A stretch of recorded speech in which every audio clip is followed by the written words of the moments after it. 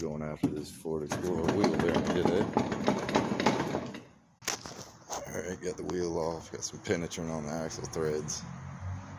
Look where the rim just gouging the spindle here. This is the tire rubbing.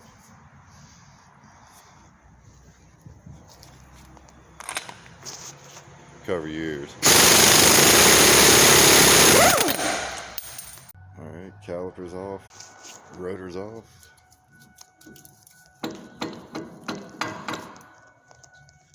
Some more penetrant.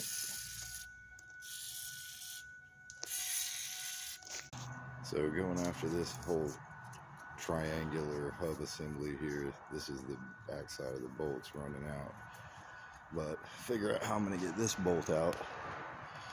It's missing half of its head from the CV axle cutting into it. Alright, got the bolts out.